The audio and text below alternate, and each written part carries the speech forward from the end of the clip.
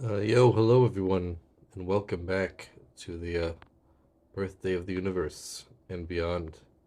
Today is a very special day. It's the going into the 25th day of the Hebrew month of Elul, which is the 11th month of the year, the last month of the Hebrew year. And yeah, it's pretty intense, believe it or not. And this is the day where the universe was created from absolutely nothing, completely and totally. Um, yeah, basically, tonight is 5,786 years ago did the creator of heavens and earth, known as the Awtsmoos, start creating the universe from absolutely nothing at all, completely. The creation itself lasted 6 days to place everything in its proper place. But on the 25th day of Elul, it says this was when everything was created in like a singular, kind of like a single point kind of way, um, instantaneously. And then throughout the other 6 days, the creator placed everything in its proper position, including like the light and the dry land and the water. And then on the fourth day, he created the sun and the stars and everything. But really, the commentators say that everything. Oh, thanks for this little heart thing. Really, the commentators say that everything was actually created on the first moment, the first instant, which happened pretty much the evening before the 25th of Elul, kind of like at the end of the day of the evening before the 25th of Elul, the kind of like the end of what would have been the 24th of Elul, even though that day didn't actually exist yet. It was essentially, the commentary say it was twilight time, which is the beginning of evening, and relative to the Israel's time zone. And yeah, so the entire universe is 5,786 years old. No such thing as the evolution theory that people say. Everything was created in its full form, pretty much. For example, the Earth was created. All of the, I mean, really everything was created in the first instance, but as it was placed in its proper space, for example, like the Earth with all of its water and its dry land was made first. I mean, after the light, essentially. But the Earth, or actually around the same time, actually at the same time, the Earth itself was made before any suns and stars. It was made like a complete globe, complete ball, just all at once. Didn't like form over many years from anything else. It was just made miraculously. And then on the fourth day, only then were the sun, moon, and all stars created in their present, pretty much almost the present form. I mean, now they're only a couple thousand years older, which is pretty much the same. But they're created fully formed. The sun, there's no different. There's no such thing as like stars like being born and stuff like that. All the stars that we see in the sky were all created in pretty much the exact same size that you see them now, um, including the sun and the moon. The sun didn't form from gases or anything like that. The planets didn't like form from the sun. That's heresy and evil. To think that. No offense. The thought is evil. The people themselves aren't evil because they're just mistaken. But the idea of cosmological evolution is not consistent with the Torah at all. It's actually completely made up in every way. But yeah, the sun was created 5,786 years ago, fully formed and already in motion around the earth. According to the Torah, the globe ball earth in the center of the entire universe. And the sun, the moon, and all planets and stars rotate around the earth every 24 hours. And that's what makes a day. And the reason why it's 24, commentaries say, is because everything is created with the creator's name, which is a four-letter name, and every hour of the day is created through a different combination of those four letters, and total number of combinations of four letters is 24. So that's why there's 24 hours in a day, That's why all the stars rotate around the Earth every single day, and that's what happened. What's up, Hashem. new guest? You start. It's the Cool. day Adam Harishon was Mystical Order created. of Israel. Nice Yeah, name. exactly. But it was the day that Adam Harishon, was created. Hakodesh Baruch Hu formed Adam Harishon and gave him the neshama. The day Adam was created is 6 days from now. That's on the day of Rosh Hashanah, the Jewish New Year. That was later. 25th is the beginning, right? But Rosh Hashanah comes, right? Yes. Yeah. Rosh Hashanah, the Jewish New Year, does not commemorate the creation of the world, interestingly enough. It commemorates the day that Adam, the first man, was created, because the main purpose of the world is actually for people. The world wasn't just made randomly. It's made for humans to do the commandments of the Creator, to reveal the infinite light of the Creator in all of creation, which happens only through people doing the commandments. So that's like the ultimate purpose of creation was realized when Adam was created 6 days later. Before that, the world without people was just nothing. The light, the order. But yeah, the 25th day is the Radzon, is the day that Ayin Sof had the Radzonim, brought about the Radzonim to create reality and bring about existence within itself. Yeah, so it began before the universe was created. There was first of all, there was the Creator himself, and when the Creator decided to make the world, he also made this concept called the infinite light of the Creator, known as Ein Sof in Kabbalah. I mean, he created the light. The light was also infinite, it was there before endless. the world. Ein Sof is infinite and endless. There's two things. There's Ein Sof, which means the one without end. Then there's the Or Ein Sof, the light without end, which was technically created. The term without end is like one of the terms that just refers to the Creator himself, who has no beginning and no end. But the light of the one without end is actually it was kind of like a creation, even though it was really just like a revelation from the potential of the Creator, and then creation happened from the infinite light. But there's a difference between the infinite and the infinite light, because the infinite light is the light of the infinite, but the infinite itself is just the Creator. But yeah, the Arizal, the Rabbi Yitzchak Luria, says that this concept of the infinite light is alluded to in the first verse when it says, "Let there be light," and then it says two things. It says, "Let there be light," and there was light, which is kind of strange because all the other creations, it doesn't repeat the name of the creation. It says, "Let there be such, this and that, whatever." And then it says, "Oh, and it was so, and it was such." It doesn't need to like repeat itself, but the only time it repeats itself is by the light. And the Rebbe Yitzchak Luria, based on other sources, from the Zohar and stuff, says that this actually teaches us that there's two levels of light. One level of light, which is created when it says "Let there be light," and it doesn't need to tell us that it was created because it just implies once he said it was created. But then when it says "and there was light," it's not referring to the light that was created then. It was referring to "and there was already light before he said let there be light." There was already a different level of light before creation. And that different level of light, which already existed, and there was already light, that refers to the infinite light that existed before the world. Then when he said let there be light, that refers to a different level of light, which is a finite light.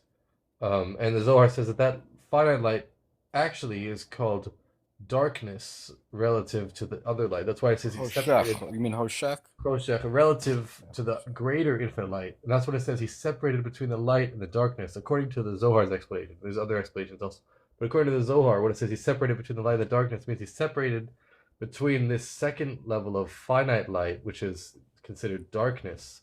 And he separated that from the infinite light, which is light. So when he separated the light and the darkness, he separated the finite light from the infinite light, according to the Zohar's explanation.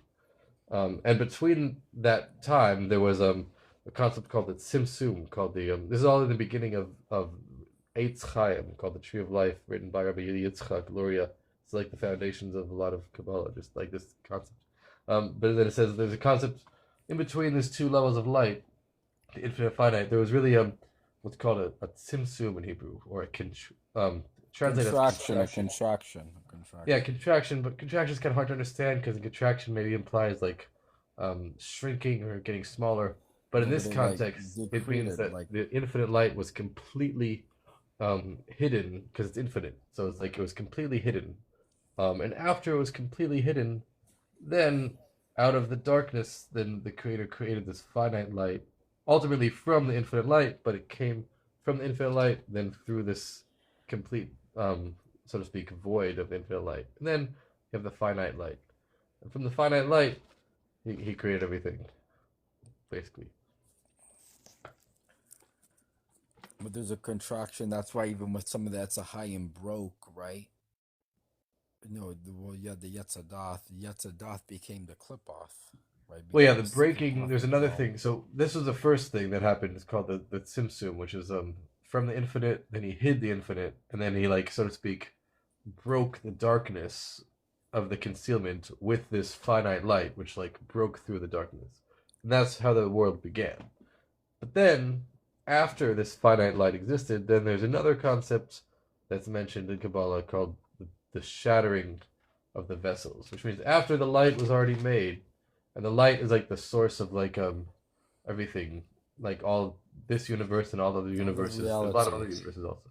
But like after this light began, then a little bit after it progressed in its spiritual progression, then the creator like made a concept of like of vessels. So there's two things that the world is made with, according to Kabbalah. There's light and vessels. The light is essentially a word that the Kabbalists use to describe the potential of the creator. We have the infinite light, which is like the infinite potential, and the finite light means the potential the creator has to work with finite things. And it's called light because light is connected to its source. If you block the light, then it instantly gets cut off. It's instantly nullified because the light is constantly connected to its source, and it also is a it tells you about the source a little bit, like it's a revelation of the source. So it's the godly energy in this context is called light for a couple of the reasons. It's like it's connected to its source. It tells us about the source, and it's also um, yeah, pretty much that's it. It's connected to its source because it's like nullified to its source. It's nothing for And it itself. connects you to the source. It connects you to the Ayin Self. It Connects connects you you to to the the source because it spiritual. shows you the source. It shows you anything that's possible to be shown from the source, even though the source is not the same as the light, because the source is infinitely greater than light. But it tells you anything that could possibly be known from the source. And what did this source? And What was this source that what it became? It became the Torah. And how do you well, yeah, say The Torah? Torah is rooted in the infinite light, But ultimately, how and do you then it say came down. Torah in Aramite? Arit. You say Oraisa, Arit. Yeah. Arit. Oraisa is teaching in Arit. Aramaic. Yeah. Yeah. Well, I mean that's more the Ashkenazi pronunciation, but it's Arit, right? Or Arith Oraita, in the Oraita, Mizrahi. Oraisa, yeah, which is similar to the word light. Um, Yeah. So that's why and you do the gematria. What is the gematria of Araita? What is the gematria? the gematria of Oraita, I don't know. It's What is it? 613. Really? The gematria of Yep. Torah is 611. Yep. But Araita, You have Arit, right? 613. Yep. That's cool. That's how it all connects. Yeah, definitely. Um, but yeah, I mean, so there's two things. There's the light that he created the world with, which is like this, the life force of the world. It's like other verses, it's called life itself. Like the life that Haya, gives life Haya. and existence to everything, is the light. But there's also a concept called vessels, which you could think of it as an analogy, like things that hold the light. Like if you have like a stained glass windows, for example, and then the light of the sun would shine through those glass windows, then the light would kind of like change based on the color of the glass. Or if someone has like a different colored glasses, like cups, and then they pour water into the glasses, um, then then if they look at the cups from the outside, it looks like there's different colored glasses, but really it's the same water in different glasses. So the vessels is essentially the world itself, meaning the life is the life force for the creations in the world and the life force for everything that happens in the world. while the vessels is, so to speak, like the space for the worlds themselves, like the raw shell of the worlds and everything in them. An analogy to think of that is like the body and the soul. Like the body of a person, for example, is like the vessel, and the soul is like the life and the life force. But so too, the The whole goof. universe, it's like a vessel, which is like the actual core of the universe itself, and then the life of the universe and the things in the universe, and the things that happen in the universe is and like the laws of nature, that's the light of the universe. But the actual space itself is like the vessels. So it says the light comes from the limited light that we have, which is the life of everything, which is the universe is limited, it's finite, and everything in the universe is finite. So that all comes from this limited light, the second level of light. That is from the light. Um, but the vessel, the concept of the vessels where the light is stored, that comes from the concealment itself. So as we said earlier, there was first the infinite light of the Creator, which is filling everything. Then he had to conceal that infinite light completely. Simsum. The Simsum.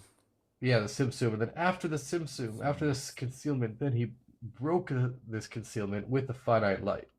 But there was still a little bit of the concealment left over. And in Kabbalah, that's called the Rishimu, the leftover, which means that even though the concealment was broken from the finite light that broke it, but there was still some concealment left over. And that concealment that was left over is what created the vessels. So the vessels are made from the concealment itself, while the life force of the world is made from the infinite light that came through the The concealment. or of That makes HaKadosh sense. Baruch Hu. And I don't know how anybody could deny HaKadosh Baruch Hu. You just look, They and can't. especially the Kabbalah is what really made me do shuva. That's Is getting into cool. the Yeah, Kabbalah. there's really everyone knows about the creator deep down. There's no such thing as atheists. There's no evidence that atheists exist because there can't be atheists. Everyone really knows about the creator deep down. People only think that they're atheists because they think they're independent existences Nori. because they War. come from the creator, and the creator is a truly independent existence who has no prior cause or anything like that. And Nori. humans, which are a revelation of the creator, they feel like they're the creator. Um, What do but you yeah, the what's creator your perspective on Adam Kadman? Adam Kadman.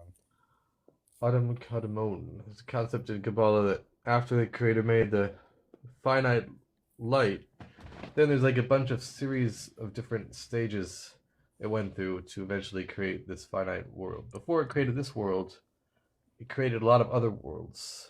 And before it created those other worlds, it created a lot of energy that is the driving force of those worlds. And the first stage of these worlds is called the primordial man, which is essentially like the blueprint of what humans became later on. Meaning, like people like for example, when the creator made man, it says he created man in his image.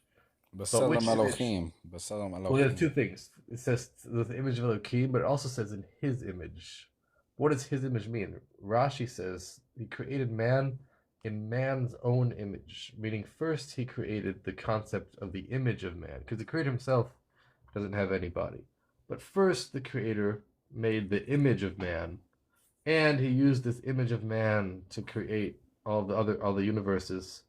And then he created man in his image. He created man in man's own image, which is the blueprint of man. And that blueprint of man happens to be the blueprint of Elohim, which means the blueprint that Hashem, not the blueprint, not the image of Hashem himself, because Hashem doesn't have a body, but the image that belongs to Hashem, because he created it to create the universes with. So the concept of the image of the creator is the image that the creator made to make the worlds. But the creator himself, before he made that image, does not have any kind of form or anything. So it's called Adam Kadmon, primordial man. It's the blueprint of what would later become man. But before man was created in that image, metaphorically, that image was first used to create all of the other universes. That's why it's like the primordial man, the image of man, basically. So we have a microcosm of the Olam, the universe within us. Yeah, every person is like a microcosm of the universe because they're created in the metaphorical image of this to corresponding to this other image that actually created all the universes. And that's like that driving force of all the universes is created in like a microcosm in each person. But like that's why you look at the Sephiroth, and I look at the Sephiroth. Like people are saying, oh, like Goyim, they say, oh, well, you look at Kabbalah, and it's saying that God is, Hakodesh Baruch Hu is an image or is a physical being. No, the Sephiroth is our connection from Adam Kadman to us to Hakodesh Baruch Hu. Yeah, there's a concept Those are called the the Sphirot, which is the literally means like it's hard to translate exactly, but essentially it's like different building blocks of creation which make up this idea of the primordial man, the image of man. Like, what is a person? but What it's how exactly we defines a connect person? to it. A person It's has like well, how is a person different than an animal exactly? Or what is a person? A person has certain kinds of intellect. First of all, a person has wisdom, understanding, and knowledge as the foundation of what the they are. Chokmah, Bina, and Das. Yes, Chabad, Chabad. Hebrew. But like, what is Chabad? Yeah, this is like these are faculties that are like unique to humans. Other animals like they could understand stuff, um, and even angels could like at least understand with wisdom and understanding. But the idea of wisdom, understanding, and knowledge, wisdom is like different powers of knowledge, different powers of intellect that humans have, which make them similar to the creator in this sense. Like the power, wisdom is the idea of like the power someone has to like just think of like kind of um new ideas. And when they think of a new idea, it's like the initial flash of the idea they have when they first think about it. It's like as if they kind of encompass the entire idea all at once. Like, wow, what a great idea! And it's like they kind of like see it. It's like they see the entire idea at once if they get like a new idea. Like, wow, it makes so much They see sense. the whole vision and the whole thing. They see the whole universe within that idea. Yeah, exactly. Like it's an initial spark of a new idea, but when you get that new idea, it's like you kind of like realize all of it at once, like as if you see it in your mind's eye. But you don't really get all the details elaborated. Then, when it comes to understanding the next level, which corresponds like the wisdom is like the on the like the right side of the brain, and then The the Chokhmah, understanding is comes like from the left side of the brain. the Bina, Then and after like you get the initial flash of the idea where you see it all at once, then you actually have to like think about it in detail. Like, okay, what's like the first step and the next step of this idea, and then you have to like understand it in essentially like a lot of width and length, like kind of spread it out. Say, okay, how does it work actually in every detail? Then like um, think about its implications, think about how one thing would lead to another thing, and kind of like grasp all of its implications and the idea fully. Then the concept of knowledge in Hebrew, das, is not adding any new information because that's already done in understanding. That's like already getting all the information you need to. But knowledge is not adding new understanding. It's connecting with the idea. Like, what does it actually mean to me? And it's like essentially like like kind of like meditating on the idea, but it's like realizing, like, what actually is it, and like making the idea like actually like kind of like feeling the idea. It's intellect, but it's also like a feeling, and it's a combination and of intellect and what is emotion. it? Intuition. Intuition, kind of, yeah. I mean, it's like kind of Intuition. like when you realize something like, okay, I understand what it means, but what does it actually mean to me? Like, how is this actually like relevant?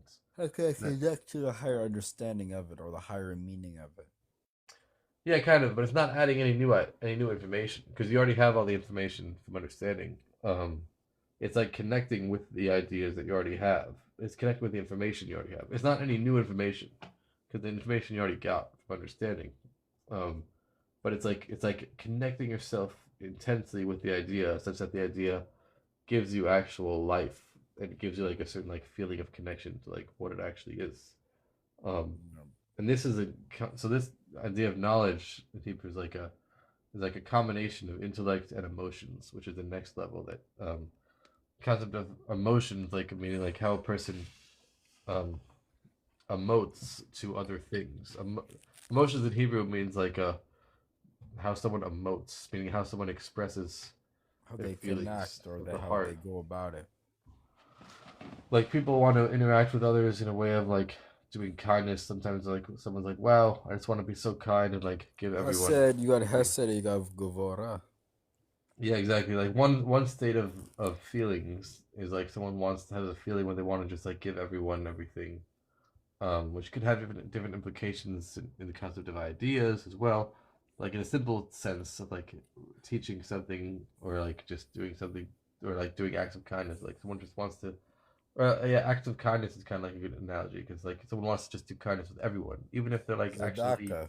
really bad people. For example, someone relative to this kindness, someone just doesn't even look at whether someone's good or bad. Even if someone's actually like evil and really bad, it's like, oh, everyone's good deep down, just like open good kindness to everyone.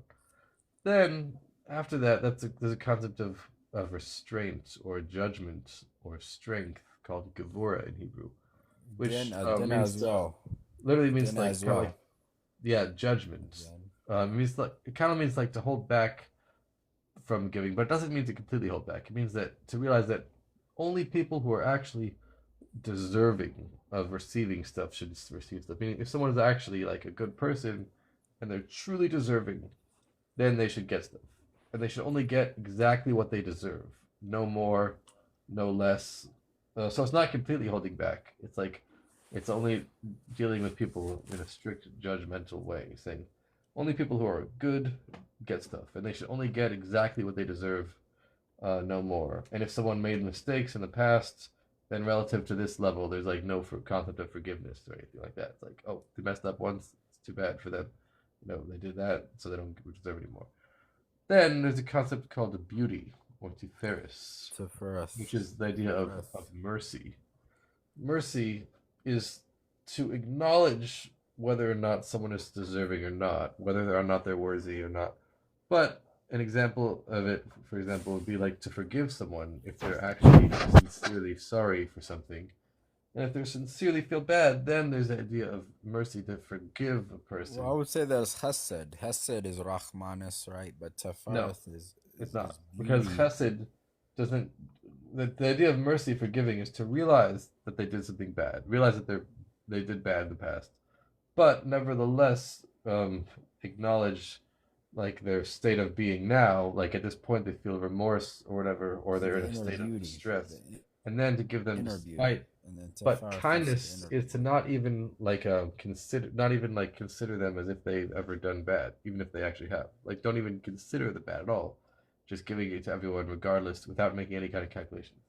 But the idea of mercy is to realize that they might be bad, but if they're in a tough situation now, such that it would be fit to have mercy on them, then one should give to them, even though they acknowledge that they are not good. But kindness is not to even acknowledge whether or not someone's good or bad, But just to how is give that them. the balance? How is Tafarth just being kindness, the balance between Hesed, Rahmanis, right? And then Gavora Din, because Tafart, you're supposed to balance that, right?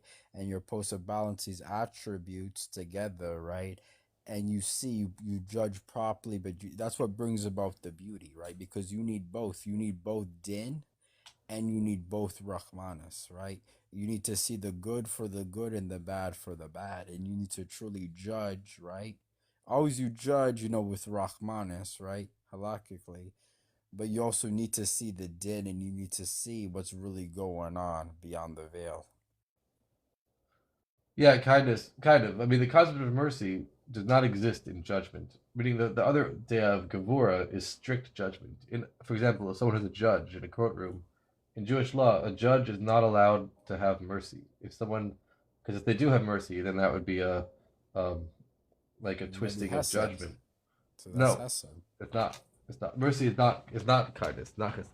But in judgment, for example, if a judge's like, "Oh, I realize you did bad, but I'm just gonna but I feel bad for you, so I'm gonna acquit you anyway." That's actually very bad for a judge to do because a judgment has to be only based on strict actions, what they did or what they didn't do. But sometimes not everything is about judgment. That's when we pray to the Creator, for example. We ask, do not deal with us in terms of judgment. And But judgment does with not mean to completely hold Rahmanis, back, because judgment means to only give people exactly what they deserve. Because in our prayers, we tell the Creator, "Oh, no one who's alive could ever be worthy of receiving your kindness." So we say, don't deal with us with judgment. Don't even consider dealing with us with judgment. Rather, just deal with us with mercy. And mercy is the idea of acknowledging someone might have faults, acknowledging mistakes, but nevertheless, because one feels bad for them and their tough situation that they're in that requires mercy, then one should give to them as well. That's what we ask of the Creator. We ask for kindness and mercy, but we don't ask always for judgment, because judgment is like someone has to be very worthy to receive just the basic amount of stuff. But mercy and kindness, one can receive infinite stuff, even if they've done bad before. But the difference between mercy and kindness is kindness doesn't even acknowledge whether or not someone is good or bad. It just gives to everyone equally, while mercy is to acknowledge the faults, but to still, nevertheless, have forgiveness. So what about Abraham being Hessa? You think Abraham didn't? Well, so you wouldn't say that he attributed Rahman, because when you look at Rahman, you look at the gematria, right, of Rahman, it's 248. Abraham, 248. And then you also have the positive mitzvot of the Torah is 248. Pretty cool. Pretty cool. Yeah, it's a good question. Yeah, so Abraham was not mainly dealing mercifully. He was kind. He was open in kindness, meaning he wanted to do kindness with everyone in the world, everyone he would meet, even like strangers, even people he never knew about, even people who did bad to him. Abraham wanted to do kindness with like everyone. He was just openly kind. In his eyes, like he viewed everyone as good, even people who were actually really bad. And because of that, his son Yitzchak, for example, Isaac, was That's actually my kind of name, the by the way. opposite. What? That's my name is Yitzhak. Oh, nice. My name's Yaakov Yitzchak. Similar. Yaakov. So you got the Sephard. Yeah, I My got bro, my real name is Yitzhak Sinai. Oh, nice. Sinai is also a day of judgment as well. That's Yep. cool. Sinai. Yeah, so Yitzchak, who was the son of Abraham, was kind of like the opposite. Yitzchak grew up with Abraham, just like saying everyone's openly good. Then Yitzchak's like, actually, some people are bad, and we kind of have to acknowledge the bad. So Yitzchak was only like was very like strict in judgment. Like he would view people like, oh, only if someone's like worthy, then they're deserving of getting stuff. If people are not necessarily.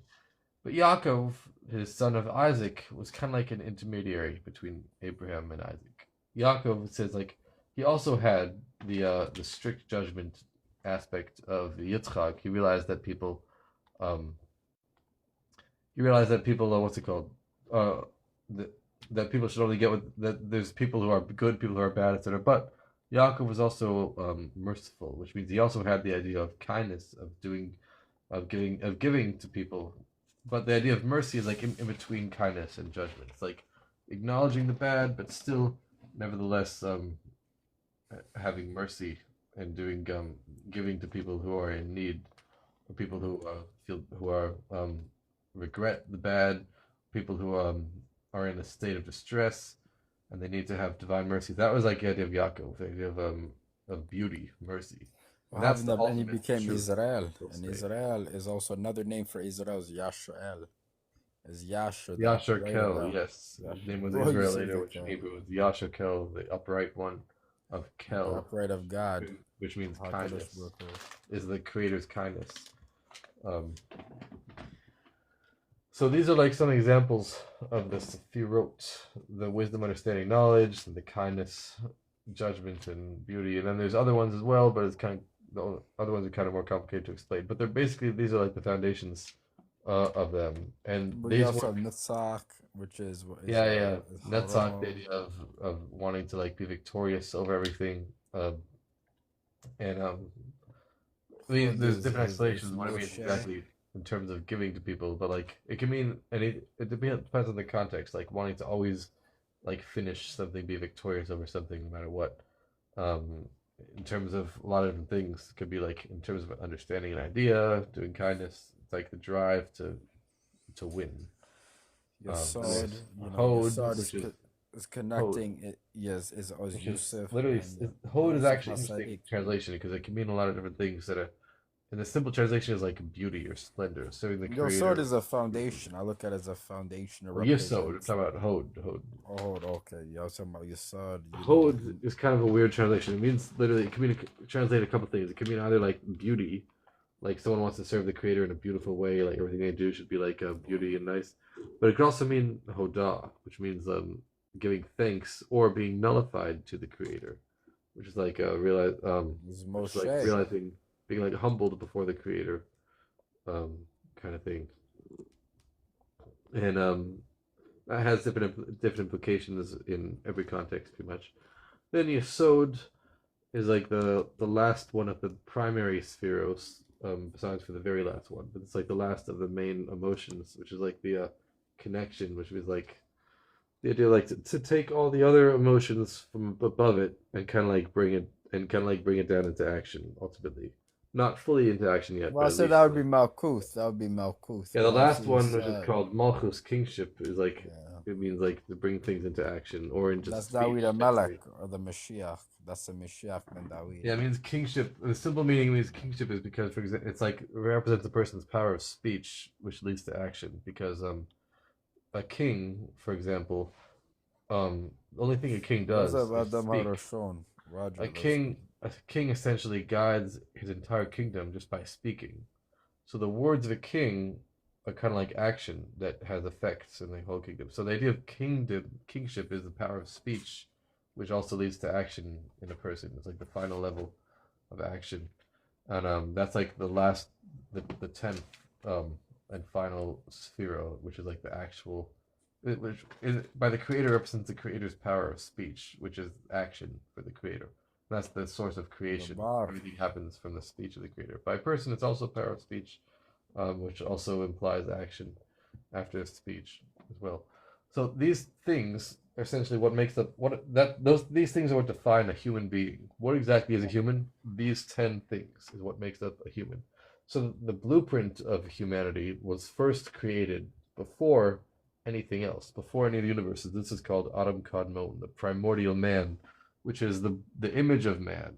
The image of when we say the image of God, it means the image that Hashem created to create the universes, the image that belongs to God, because the Creator Himself does not have any image. He's beyond any form or image.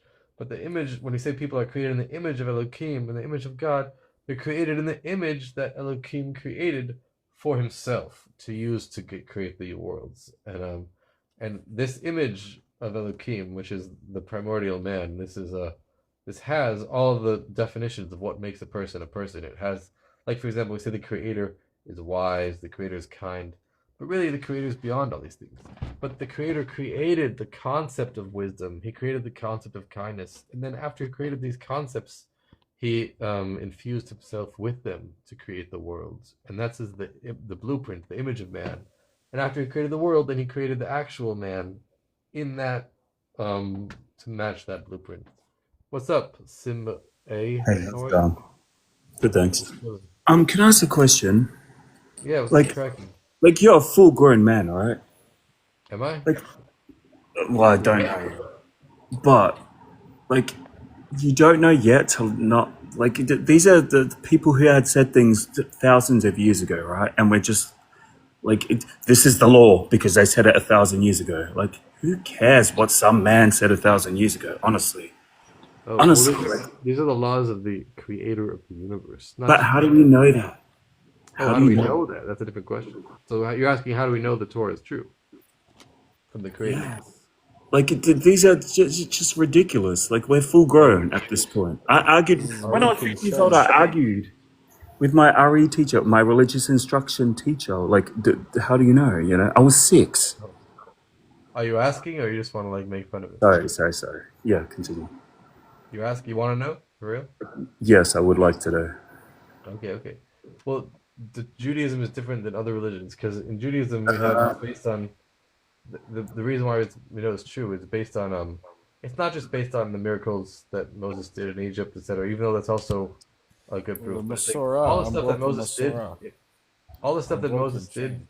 in Egypt, for example, all those miracles, Well, that those comes. are not. Well, that, you can't say it's based on what he did because you're getting it from the same book, right? Do you want me to answer or no? Well, but yeah, but you can't use that as a source because like Okay. that's the claim. You can't use the claim as a source, right? Do you want me to finish the answer, or do you want to? Well, just don't use the claim as a source, but continue. Okay. So the answer There can't be any interrupting if you want to answer. It's up to you. So, saying people did not believe in Moses just because of the miracles that were done. The reason why we know the Torah is true is because 51 days after the Exodus, the Creator Himself made a revelation of the Creator Himself. Like, Similar. how do you know that? Like, it comes from the book then. Gosh. Sorry, I'm going to interrupt, but like, it just doesn't make If you want me to sense. answer, there can't be any Oh gosh, okay. Sorry. You want me to answer? No pressure. God. Any interruptions, no matter what. Even if you really want to interrupt. My gosh. So, 51 days after the Exodus, the Creator Himself revealed Himself not just to one or two people, but to millions of original eyewitnesses. All the Jewish people, multiple millions of people, were gathered around Mount Sinai, and the Creator Himself revealed His essence to all of them, with millions of angels, lightning and fire, speaking to them in perfect Hebrew in what people call the Ten Commandments. And His voice came from all six directions, shattering cedar trees.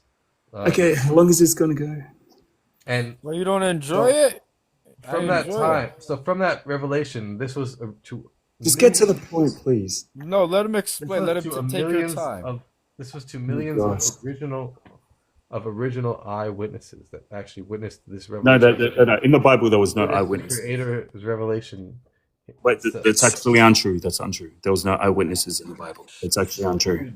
If you want me to answer, just don't say mistruths, though. I'm gonna say anything I want. If you want. No, you said there was people who were eyewitnesses. But don't say there was eyewitnesses because there weren't. Oh my gosh. No, there wasn't. Questions at the end. You want me to answer? No. Well, just don't make claims that aren't true. That's all. I'll make any claims I want, but you could at the end you could have questions. I mean, you said eyewitnesses. There were no eyewitnesses in the Bible. I took it. Who was the eyewitness? Questions are at the end. If you really want me to answer. My gosh, well, it's kind of hard if you make 17 claims and then I have to. This is why I cut you off. The reason why I'm cutting you off. Ask at the end. Well, this is the reason why I'm cutting. Well, okay, Never be interruptions in the middle. Interrupting this is the reason why I'm cutting you off, right? Like because you're making 17 claims. So I would like to make each claim by claim, right? So the reason why I cut you off right then is because you said there were eyewitnesses, which there weren't. In the Bible, there were no eyewitnesses. That's not a thing. So you can ask your questions at the end if you really want me to answer that. No, but then I'm answering to 17 questions. Like you get confused. This is why you. Okay. Well, there's no point at this point. Like you just confuse people. I'm trying to answer you, but it seems like you don't really want an answer. Do you want to go claim by claim? Do you want to? Okay, so claim by claim. Okay. No. Okay. Here's my question: were there eyewitnesses in the Bible? Yes. Who? All of the Jewish people. All of the who are all the Jewish people? Men, women, and children. Is that honestly your answer? Is that your honest answer? All the Jewish people was your answer to who were the eyewitnesses in the Bible? It says explicitly, all of the nation saw the No, but that's the claim. The Bible is the claim. How can you claim that they were eyewitnesses? So I'm in the middle of answering that, but you interrupted. Yes, of course. It's conversation goes both ways. It goes both ways. Conversations go two ways, right? You can't just preach at people. You asked me a question and I'm answering. Interrupting. No. But it was going. You're making 17 claims.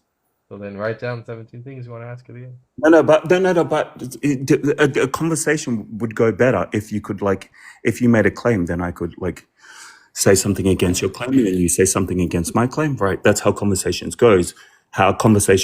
But if you would rather just preach at people and just get people confused, that could go better as well for you. I mean, it does go better for you, right? Oh my gosh.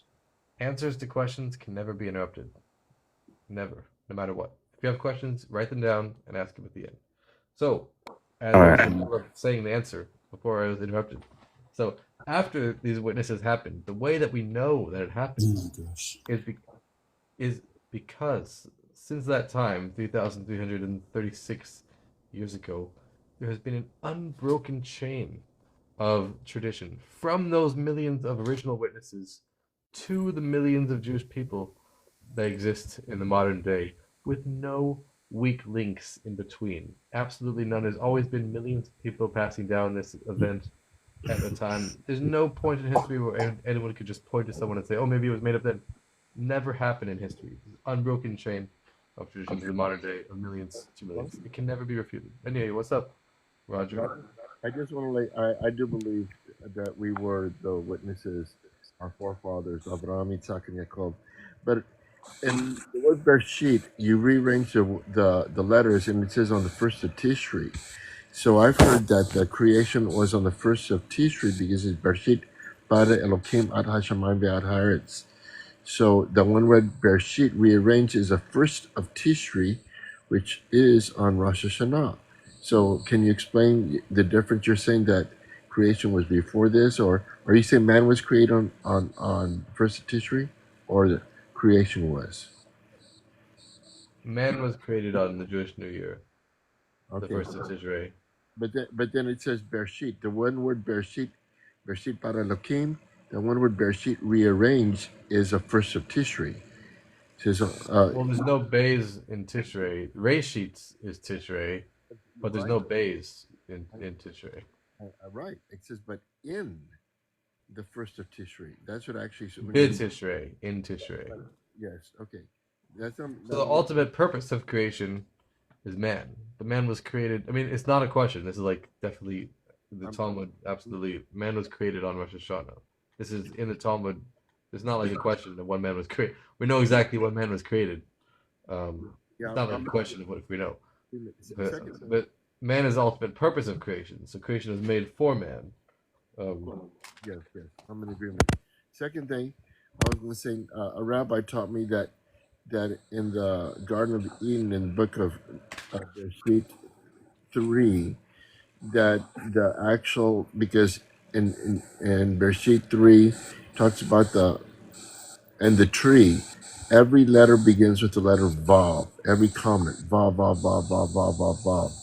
Because of that, there was Hebrew insight that was on which is 12 o'clock noon. Have you heard that? The Hebrew insight on the what? It's hard to hear you. What was that? Okay.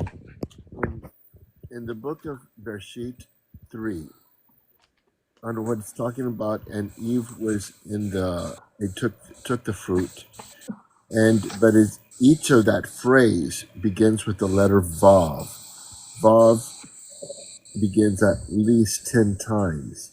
Because the Vav is mentioned 10 times, a rabbi from Yerushalayim was telling me that he believes that was a Hebrew insight, that particular event took place at the hour of Vav, which is 6, and which is the time of noon. It's translated in it's noon in our time, but it's 6 o'clock in the biblical time. Have you heard of that? You're saying the tree of knowledge sin happened in the 6th hour of the day? No. When they took of the tree of knowledge, it was at in Bereshit 3. Each of that particular verse, each of the phrases begin with the letter Vav. Yeah, I got that. But the conclusion was that it was on the 6th hour of the day. Is that what you're saying? Yes. All right, pretty cool. That's quite interesting. I like that. I like that analogy because where other places does it begin like that? It just when there's things that are going back and forth. They're trying to give us an insight. But anyway, I enjoy your study. Continue going forward, and Shana Tova. Yes, good New Year as well. Well, the other guests that were here left, but it's all good. Yeah, do you have any questions, I guess? Or Yes, I guess. But there's a couple of questions too that it repeats in the Hebrew. It talks about every seed, but when it says every seed, it doesn't say every seed in the Hebrew. It says seed. It mentions the word seed twice. It's redundant. Because of that, I heard a rabbi from Jerusalem also tell me that it's important to even try to eat fruit and vegetables with seeds, with all of these other generic fruits that are made. different ways, that it's always good to eat the fruit with the seeds in it, because that's the way the scriptures read in the word of Bereshit, in the book of Bereshit. Have you heard that too? I have not, but makes sense. It makes sense, though it does, because it said seed twice, and when you read it in the Hebrew.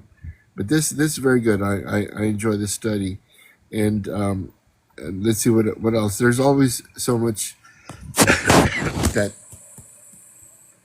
Adam and Eve were naked, but that's the same word in the Hebrew when the serpent was cunning. Is that correct?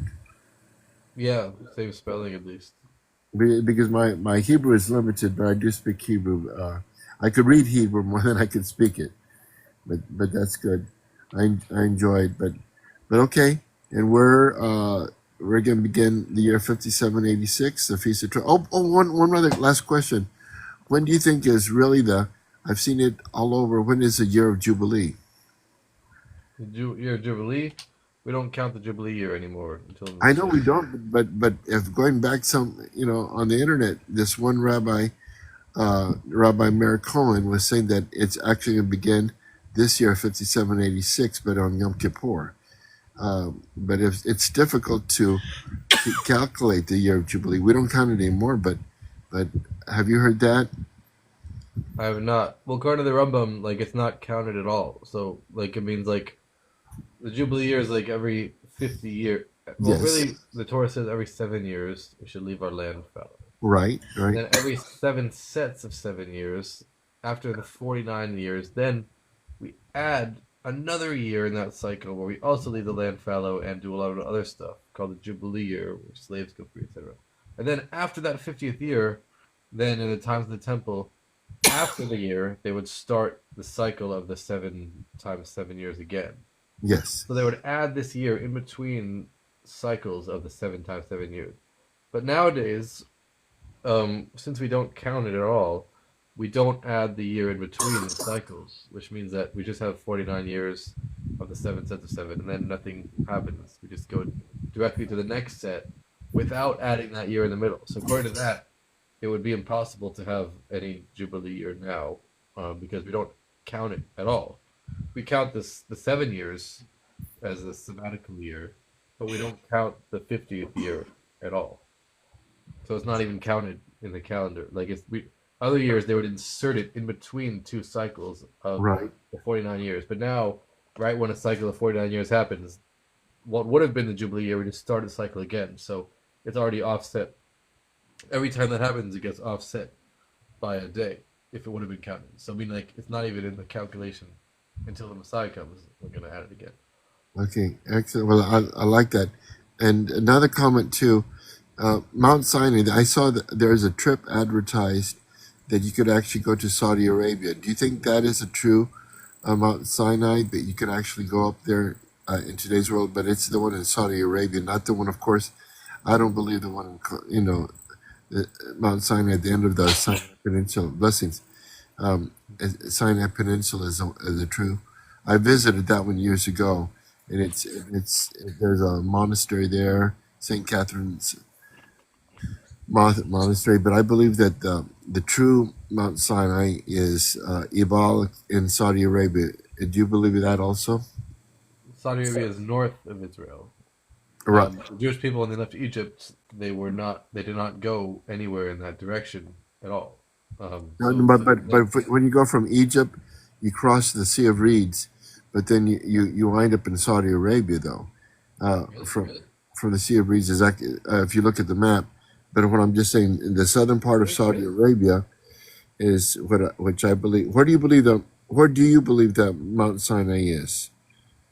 Well, there's a tradition that we don't know the exact location, but it's somewhere in the Sinai Desert, somewhere south of Israel. It's south of Israel in the Sinai Desert. We don't know where it is though exactly, but it's somewhere in the desert, which is south of Israel. So would they have Southwest advertised of it? Israel. We could go see it. Do you think? No, we can't go see it.